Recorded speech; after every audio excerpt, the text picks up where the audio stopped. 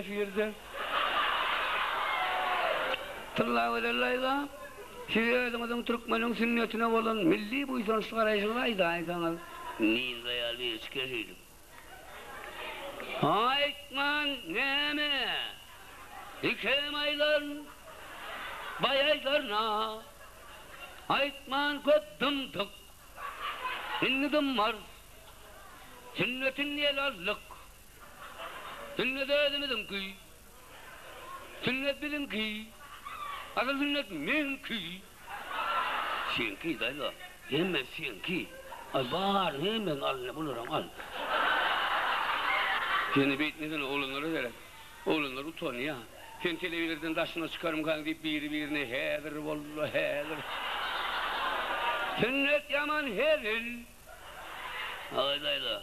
Sünnetin iyisin bilen iyi hedir lan. Ya sen ne medlen o?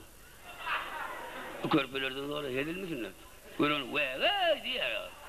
Ağır ya diye. Hedirle ağırsa. Sünnet yaman hedir. 70 yıllar öğrendiğin orta hayallar televizyona çıkıp sünnet değmenli. Mehrivan uyam. Bize araştırdılar televizyonda sosyal senden eşittik. Öyle edip kötleşildi. Yurdun beykem, bir karar olmak için on rayatlar, yaşayıcıları ilimden, bilimden, hükmani surette yararlanan olmalıdırlar. İlimden, bilimden yararlanmak için ilki bilen ol halk, ol rayat. Edepli olmalıdır. Edepsiz halk ilimli, ilimsiz halk beyik bolup bilmez.